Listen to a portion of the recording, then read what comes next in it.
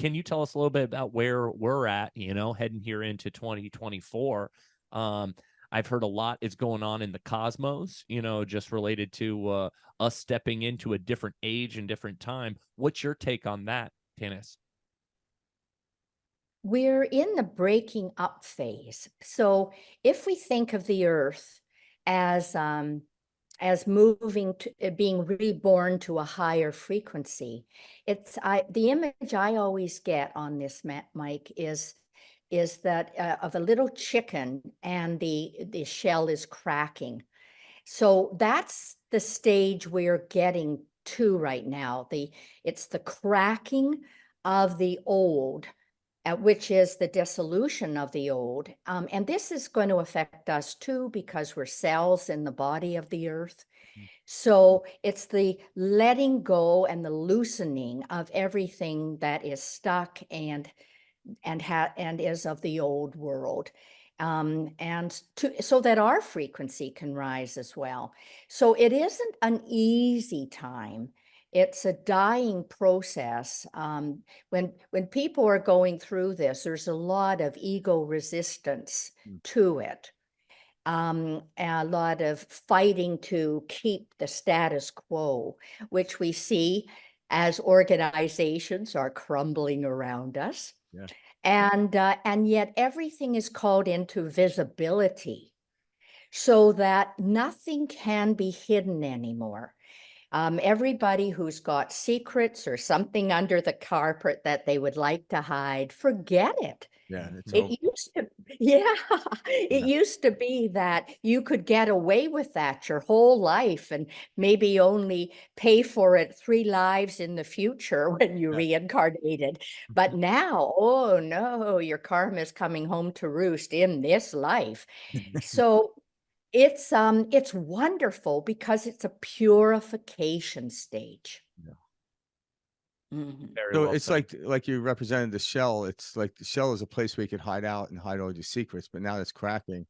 And some people are, and that's why the last time you were on, you just came, I don't know if you just came out, but you were talking about a course that you had on ancestral families and stuff like that, learning about that. And now you have a new course. I believe it will help people in this new transitional period to open up to seeing what's happened, because I think with the pain, if you understand what's going on, the discomfort of the human body and even the psyche, if you understand that it's going to resolve into something great, you'll actually bring it on. It's kind of like going to the gym. If you lift weights, it seems to be painful. Like you wake up a day or two later and your arms are sore or whatever body part you worked. Understanding how the physiology of the body works, you actually, you praise that. Where if you didn't know that, you'd like run to the doctors. There's something wrong with me. I'm like, no, there's nothing wrong with you. This is part of the process. Is the pain generates a new cycle of opening up, what I call G-force. And if you think people like, oh my God, what's going on? I'm like, oh, it's like, every child that comes through the birth canal is very painful for the child and the mother. But what's on the other end of that is the most beautiful thing. It's giving birth to a new life.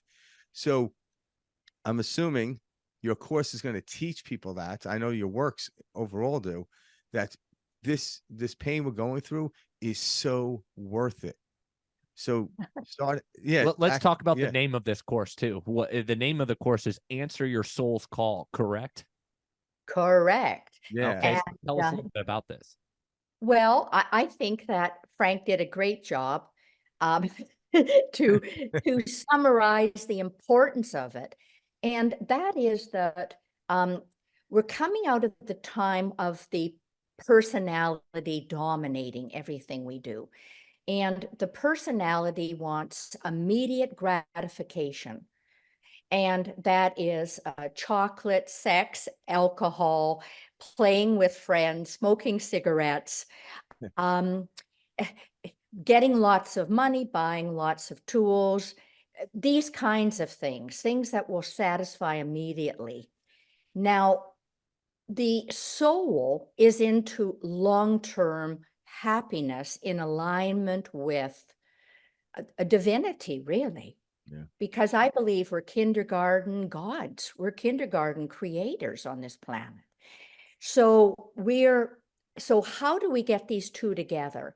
So in the Piscean age, it was develop the individual. Now we're moving to a time of interdependence, not independence, but interdependence.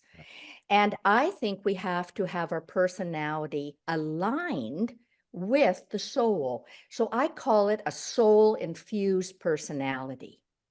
So we've got the right vessel, we've got the right personality, we've got the right gender, although some people might disagree. We've got we've got the we're the right age, we're the right state of health, temperament, the right gifts to fulfill our soul's purpose, because our soul, which is incarnated God knows how many lifetimes, chooses a construct each lifetime to move us ahead. And that construct is a personality. And at the end of our life, this lifetime, this personality goes, but the soul is still there. So I think, hey, folks, let's listen to the soul. Yeah. And find out what the soul wants this personality, our unique personality to do right now. Like, get on board. Yeah. So that's what the course is about, really, looking at, what does the soul want, and how to do this, and what are the things that get in our way. Yeah, and I like how you use that analogy, listen to the soul. It's almost like a great actor learns to really listen to the director rather than take it upon themselves to know what they're doing. And just every 10 minutes, the director has to say cut. Uh, and also too, what I liked about coming into this stuff, there's a lot of people at all levels. Like there's a book I'm reading right now called The Comfort Crisis.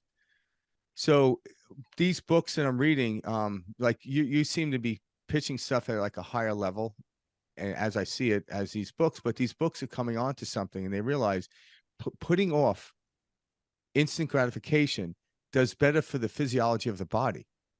But you're talking about the soul play. You're talking about like a higher realm.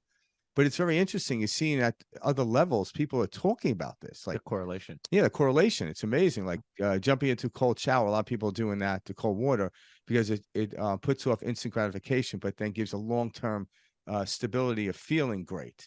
Where just laying in bed or, like you said, having chocolate sex or whatever is instant, but then it drops the second it's gone. It's fleeting so quickly. Where I think years ago, things stayed around longer. That's all we knew. But now things are fleeting. So we're trying to grab onto water and you can't. And Wow. you're seeing that all over the place. Yeah, I agree with you. I think this is a time of quick movement, just like you said, and we cannot hold on to anything right now. And that is a wonderful lesson in just flowing with it. And I really liked also what you said about this other book and how it's the same message, but geared to another level. Yeah.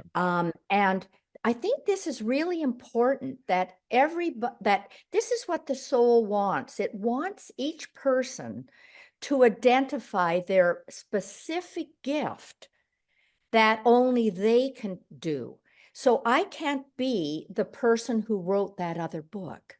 No. And that person can't be me. Yeah. Right. So it's a blessing and it's a wonderful thing that we find out where our particular talent is, just like with you guys doing this. Yeah. And then we sparkle. Yeah, because Absolutely. every actor, even the extras on the set, are every equally needed.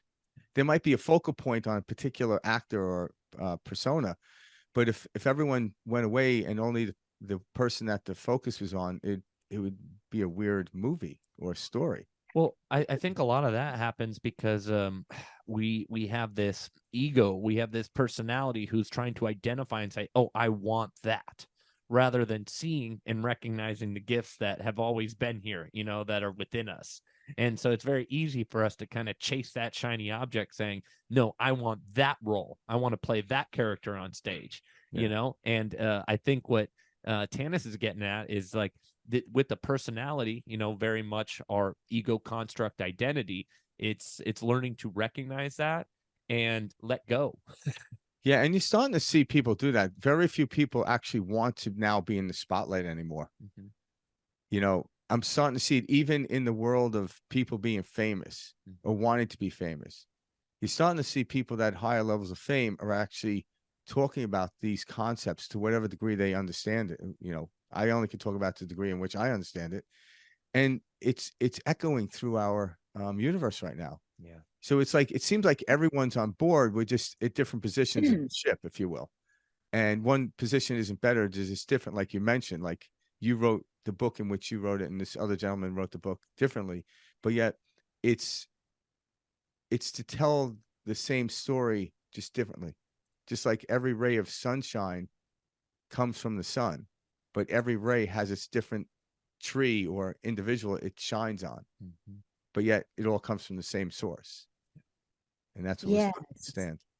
Yes, and this idea that you've introduced also, Mike, and that Frank's continued with, this idea of comparing ourselves to others, that there's this is such a waste of energy. Yeah. Yeah, and it's not just registered. I think if we register our success based only on what happens here in this third dimensional reality, this is completely erroneous, because it's our success is evaluated by our soul on how well we did on whatever our soul wanted us to learn. And what if, for example, we had been a bit of a tyrant in another life, and our soul gave us a difficult life this time, where we needed to learn humility and compassion and forgiveness. And so what did we get? We got a spouse that had a terminal illness. We got a difficult mother and father issue. We got people not recognizing us and firing us from jobs. We had ADD, right? Yeah, We've sure. yeah, but if the person evaluates their success based on, well, I worked in a gas station, Mhm. then that's erroneous, because their real success is, did you learn compassion, forgiveness, and all these other wonderful qualities? Yeah. And Tanis, that's a beautiful way of saying it, because that gives people the question, like, why is this happening to me? It gives them a different way of looking at it in a more brilliant way. And actually, I think a more powerful way. Because, you know, I often say, like, why would any individual join the Navy SEALs? It's a very difficult course to go through, because they want to see how powerful they are. So at some level, our soul gave us a persona that went through a lot of hurt and what have you. Why would we choose that?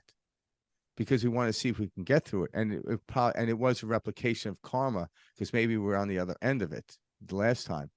But at some level, we know we can get through it. And when you actually empirically know it, the pain will exist, but suffering won't.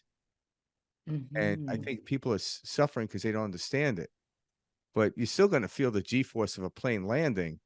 But if you think it's crashing, you're going to suffer. Well, it's just like we're almost there. It's you know, it's taken off. It's almost there, whatever. But when you understand it from that viewpoint, it actually is more satisfying.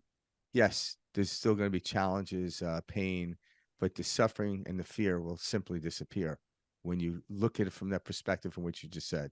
So that was beautifully Well, said. that is looking at it from the soul's perspective. Yeah. How, Yeah. how do you allow yourself to look at it personally, Tanis? Like like, can you give us an example from your lifetime or this lifetime on Earth that you were like, wow, you know, this is a soul contract of mine that I came here to express. I came here to learn. I came here to remember. Can you dive into something like that? Gosh, it's actually, I look at my whole life like that, but let's see if I can think of a few examples. Okay. One example is, currently I have long haul COVID, Okay. and I've had it for about a year. And I am a healthy person who hardly ever gets sick. Yeah. And but I have this, and it's in my lungs. Okay. Now, when I think about this, I think of, okay, yes, I know that there is a weakness in my lungs that comes from my ancestral line. Okay. But I also think there's more to it than this. Yes, I've seen myself in other lives dying of consumption. That's another level. And then I think, yes, but there's more than this. In Chinese medicine, lungs have to do with grief. And currently, my brother is extremely ill. He has asbestos cancer in his lungs. Yeah. And so I feel, and he's on, continually having to have a tube to empty out his lungs. So I think that those are 3 layers that this illness is giving me the opportunity to experience. So rather than saying, how terrible, I have long haul COVID, I think, oh, What Yeah. experiences am I gaining from this? What am I learning? yes, But it gives yes. you compassion now for your brother. And I think there's something about that, like because if somebody was perfect in the way the idealistic perfection would be, as the ego would say it, those people would not understand others. But a lot of times we are taken to our knees just so we can stand supporting other people. So, you always hear this too, where when a couple is pregnant, and people like get mad at me when I say that, but when a woman's pregnant, the husband will gain a little bit of weight along with the woman. Like, what's happening? Like, well, I'm sure he doesn't go through the same agony that she does when she gives birth, but there's something that goes on there. And Mhm. and maybe it is okay, it's compassion for, obviously at lower levels of looking at, like, a woman's getting heavy when she's pregnant. Like, yeah, it's supposed to happen. Stop trying to get, try to lose the weight while you're having the child. But there's some bit of compassion for people that would never experience that, such as a man would never experience what it's like to give birth to a child. They can only imagine. So men sometimes go, if they're connected with the woman closely, they go through something with the woman, a little bit, not as bad, but it gives them a little more compassion to understand what they're going through, rather than like, I don't see what your problem is, you know? Yeah, that's a great example. I have another one in my life, if I can, because now Please, that Mike's asked this question, I just want to give this one too. My please. partner, Uh-huh. my partner has prostate cancer, Okay. and they put him on female hormones because the idea is you've got too much testosterone. We've got to knock out the testosterone so that the prostate cancer will be controlled. And he started having heart flashes. He Oh, started having mood disruptions, yeah. getting osteoporosis, all these things that happen to women. Yeah. And I said the same thing to him. I said, "Oh, sweetheart," not that he wanted to hear this. "Oh, Right. sweetheart, now you understand what women go through every month when their monthly cycle, and especially when they're in menopause. I don't like it." Right. Yeah. Welcome to the club. Yeah.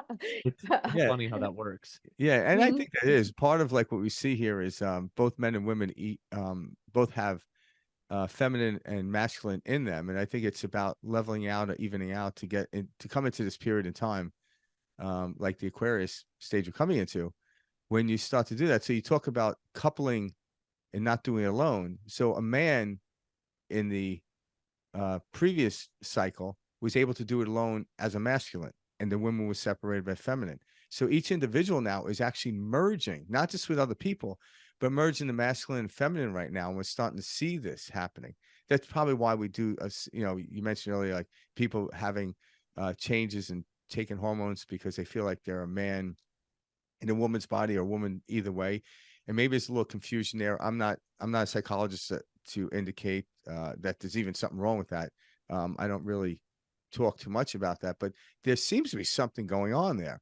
And I know individually for me, I'm learning to become listen to my more intuitive part, which is the feminine part of me, rather than the intellectual part that says that ain't going to work. Mm-hmm. I'm getting better at it. So I'm merging more with that.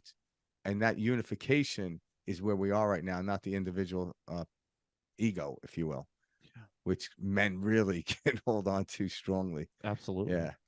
Those days are, Yes, at least for me. yeah, I agree. I think we are becoming androgynous. Yeah. And when you are mentioning that men becoming women, women becoming men, my stepson has now become my stepdaughter. Yeah. Okay.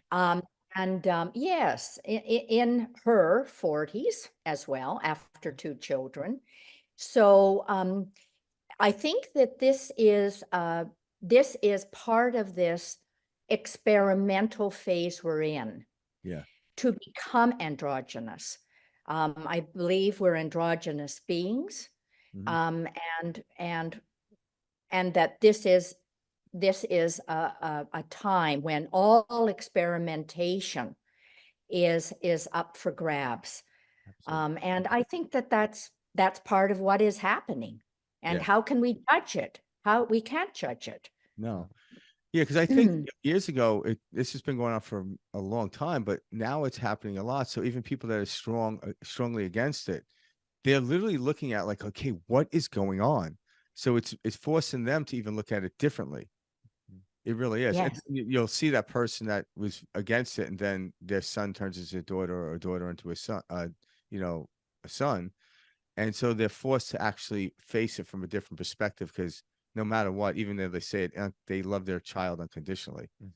And Mhm. it's people like, what's going on? When you say what's going on, it loosens up your ability to judge a little bit, Yes. not fully, but a little bit. Mm-hmm. And Mhm. yeah, and people are like, what do you think's going on? I'm like, it's a huge change, all these different things. I can't really pinpoint what's happening, but yet again, I'm not worried. I believe we're moving into a greater essence of humanity, or the next stage of humanity. It's not that the old one was bad; it's just we're done. Well, I also think that we're starting to see or experience that we're not just this body. We're not just this instrument. And I think that's a lot what's going on with people nowadays is they're having different types of feelings. They're resonating with different types of things. And so it's not just a physical type of experience now. We are accessing these higher areas of our consciousness, whether that's something we're trying to do on purpose, or whether that's just something that's naturally happening in our evolution. Yes. Yeah. I think you're right on that. I think that's very important, and I think it's something that I like it when you say, "Are we do is it on purpose, or is it something that's happening in our evolution?" And Yeah, you know what? It could be both. yeah, yeah. Because I want to ask you, yeah, okay, I'm going to ask you about this because I've asked a couple of people about this question. So, when certain people are going through it and they're trying to change their outward world, they're at a certain level, and there is no greater level. I mean, there's no better or worse level. There's just greater and less than, but not in a negative connotation. But for some people, like they may feel the inner world, but they don't need to express it outward. But yet there's some people need to express it outward as well. So there seems to be this dance going on right now. Like, and I don't know if people at a higher realm could say, okay, I feel a little more feminine, but I don't need to show the world that based on where I'm at. They don't need to necessarily outwardly express it, but just have immense compassion for those who are on that realm of expressing it outwardly. And Mhm. because in some cases it confuses a lot of people, perhaps even the people going Yeah. through it. Yeah. We need to know who, this is once again, who are we meant to reach? Yeah. So, and I know some people, for example, who are in, a friend of mine, one of my long-term students, is in politics, and and she is a member of a very conservative party that I would never personally vote for. But you would have to. And yet she Yeah. studied with me for like 20 years, and I'm kind of at the other end of conservative. But she says, well, I am a bridge between the Piscean and the Aquarian age. And I call people like this cancers for good. They go and infiltrate, Right. and then they change the structure from within. Yes. Mhm. Yeah, because if you start knocking people for being different than you, you actually just create an enemy. But if you actually see the parallels, the support, because now it's no longer about being opposing in energy, it's actually being supportive. Yes. So if I have a beam leaning this way, I don't have someone opposing it, supporting it. If one falls, one goes. I think that's the unification within each individual of us, and then collectively in our societies, community, family, and so forth, and go on into each country, each world, collectively coming together. But like I look at the conservative and liberal movement as one homogenous, complete kit. In order to Yeah. liberate higher, I have to understand the conservation of principles, say in gravity, in order to liberate higher. So they're not opposing each other, they're actually supporting each other.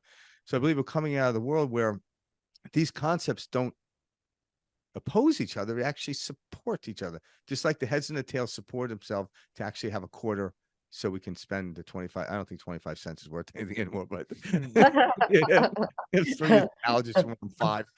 But still, it Yeah. makes sense what you're saying. Yeah, that's a really good analogy. And it's this thing about there is no enemy. No. There's, to get past this idea of an enemy. And at the same time that you think, okay, we still have to know who is our audience, Yeah. right? Who is Yeah. our audience? And when we're with people who are part of our family, if you want to call it, whether it's on Zoom, like with you guys, or whether it's on the street with a stranger, or whether it's with a friend, it doesn't matter. You've got 1 + 1 = 3. When we're with people who are aligned with us, we grow a third entity, which is greater. Yeah. When we're with people who are not aligned, it's an energy loss. It's an interference pattern. Yeah. It's an interference pattern. And so part of the time we're at, I really think, even though I recognize everything you said about, we need the conservative and then we need the Republicans. This is an American analogy. Um, uh, um, even though we have that and we know that we need to have all of this to make a whole, we still, knowing our soul, needs to think of, and where do I fit in? Where do I put my energy? Yeah, exactly. Instead of trying to be everything to everybody at all times. And Yeah. It's tiring. Yeah. It's tiring. Yeah. Superman needed Lex Luthor to fulfill his role. So yeah. when we start to understand that, I think a lot more unity will come out of that rather than divisiveness. Even though we're in a time where there's a lot of unity and divisiveness at the same time, depending where you look, right? Like you could turn on certain news broadcasts and there's a lot of divisiveness, but then you turn on Gaia and there isn't. Yep. So we have choices to where to look for information today. And I'll look at things that are divisive just from a viewpoint of like, okay, if I'm ever placing a part where I want to infiltrate that place, I have to kind of know about it, not to judge it, but to understand it. Or else, if I don't understand it, it's like I'm in a foreign country, and what good will I do? I like that you said understand specifically, because when we come from a place of understanding rather than a place of this is my opinion, it's a whole different conversation. Yeah. And that's really what this is all about, is it's understanding, hey, look, there is a different perspective here that is not that I'm not used to. but I have the ability to hear that out. I have the ability to put myself in those shoes, and that understanding allows me to continue to grow, allows me to grow with these different individuals. And like we were talking about, we are a self-organizing society. That's what this universe is. We're self-organizing, self-governing, all of the above. And so when we have this level of understanding, we begin to work so much more cohesively with one another. Yeah. Yes, and in this understanding, I love the word discernment. I've worked in many forums in my life. I was an organizational consultant for over 30 years. So my daytime job was leading courses in dynamics of change and stress and burnout, and leadership in organizations like IBM, and for banks and environmental companies. This was my work. And then on weekends and in nights, I was doing all my spiritual workshops. And I was doing both.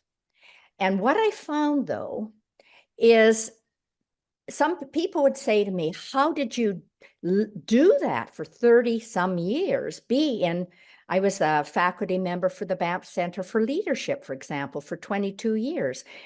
How did you do this for so many years? And I said, it was discernment of what I could talk with about in that environment. But, and this is a really important point, I said I was only working with 50% of who I am.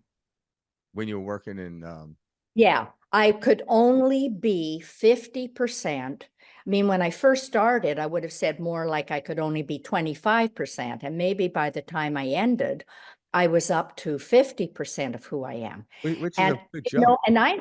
I'm, yeah, well, I had people with three-piece suits lying down on the ground doing guided visualizations, and people would say, how the heck It did sounds like you you went more do like that? Like 75% if you had a guy in a three-piece suit accountants laying and down. engineers. Yeah.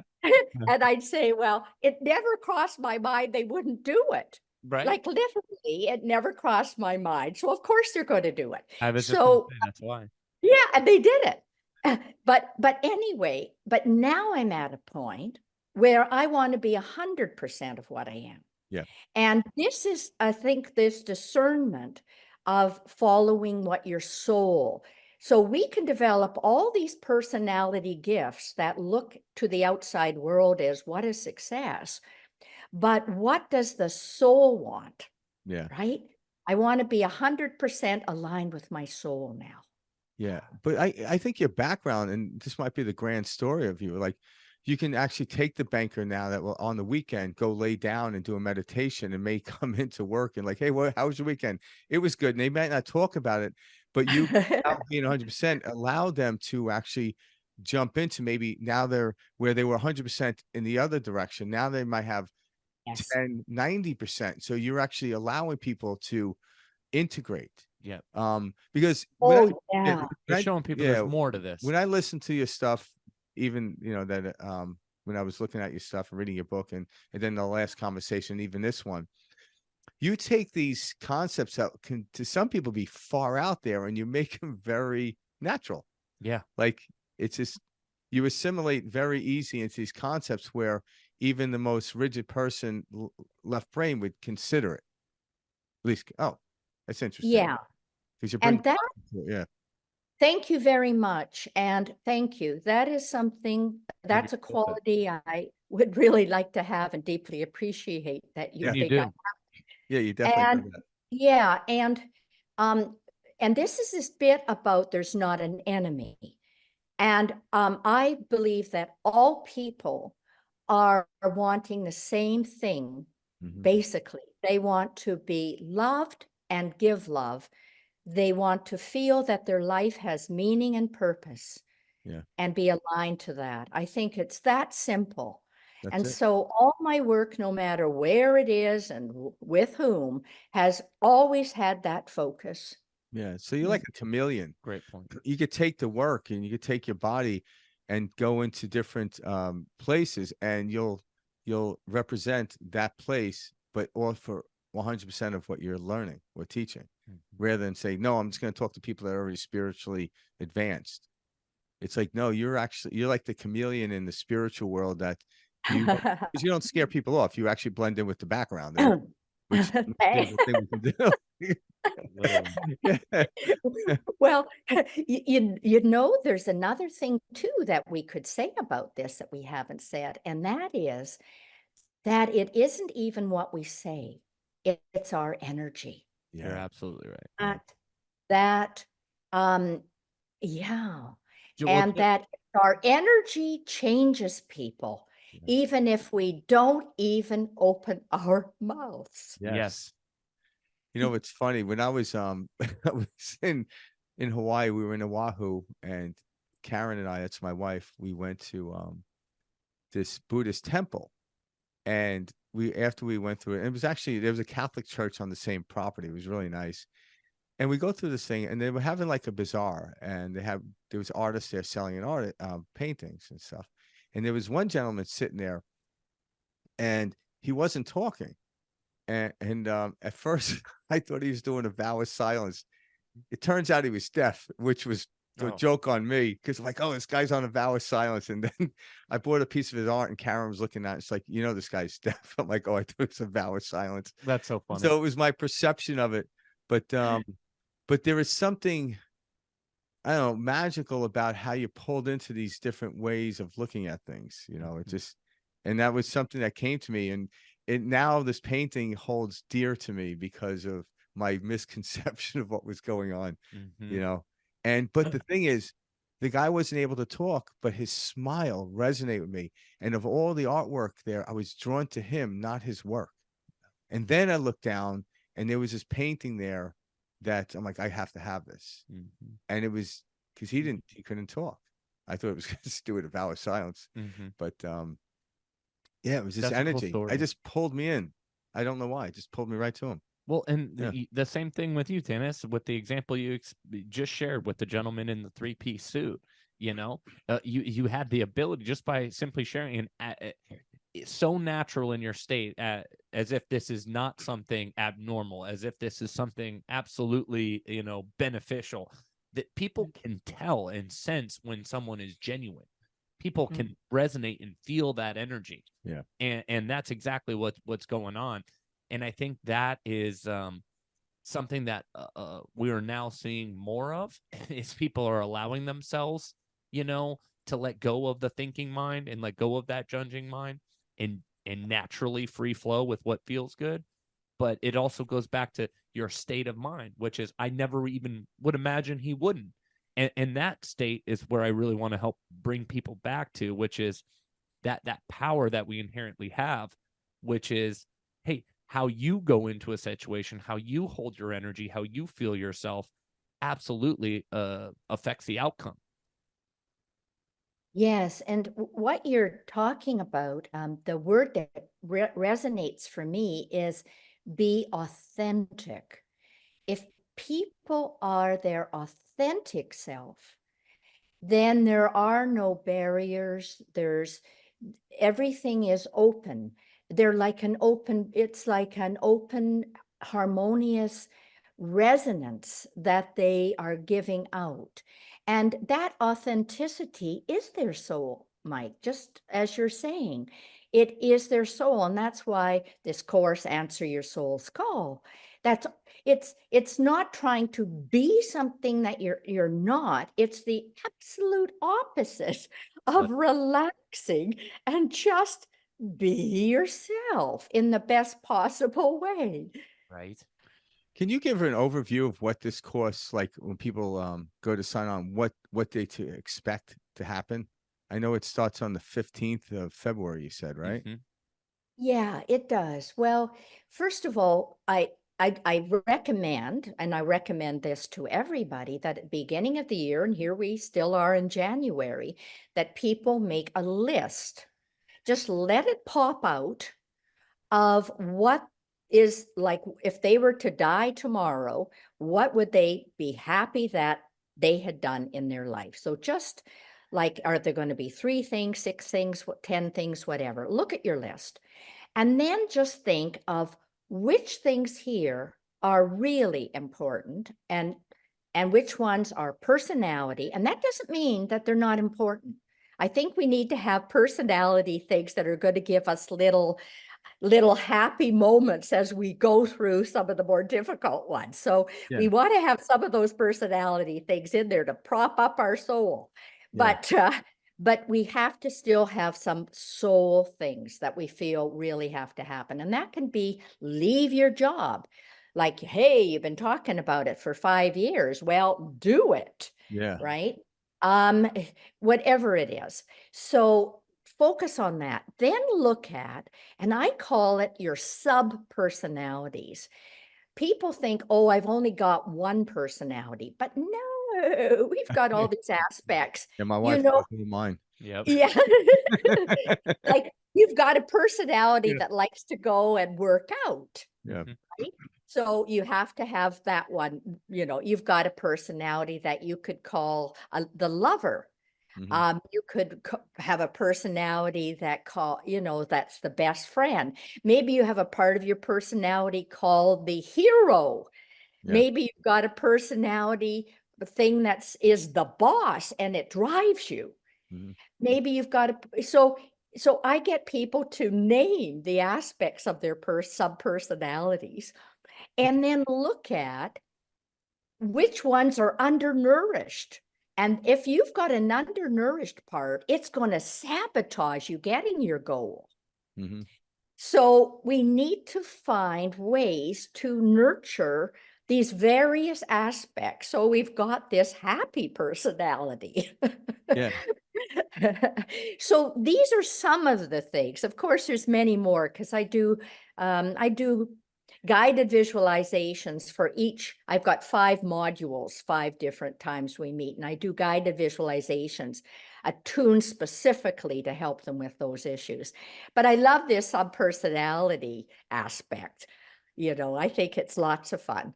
Well, that's because we don't identify, or we think we've got just this one personality, this ego identity.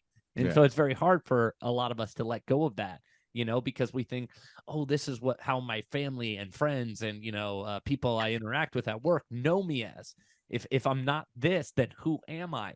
And this is a scary feeling for a lot of people, but it's learning to shed that and understand that these are just simply stories and narratives that we've carried with ourselves in a backpack our whole lives, saying, this is who I am. This is who I am. And we can easily take that out and let it, just fall out of your back. Air it and look at the aspects. Like today, I've got on my pink sweater, and this is Sherry. Sherry came to talk to you today. Nice. Right on. She likes this pink sweater, and she likes these earrings. So, why not let Sherry have a part of this conversation? Yeah, there's something beautifully said about that, because a lot of people are responsive. So if you believe you only have one characterization, one persona, and then the outside world circumstance are constantly changing, one persona might be prepared for this type of situation, but not for the other ones. So like a great actor, like a great actor stepping on multiple movie sets has to prepare the character for that particular one. But like, say Tom Hanks playing Forrest Gump he couldn't take Forrest Gump when he played Captain Phil. It would have not been well. Like every role he's playing Forrest Gump. Like, no. So what you're saying, if I'm getting this right, is as we develop our other sub personalities, the world that we live in becomes more harmonious, rather than if I only have that one persona that I only focus on and I develop, I am stuck in a role, but yet the act keeps changing, and there it becomes the problem. Is that kind of what you're saying? Gosh, boy, yes. Did you ever wrap that up in a nice package? I like that. I'm going to remember exactly how you did that.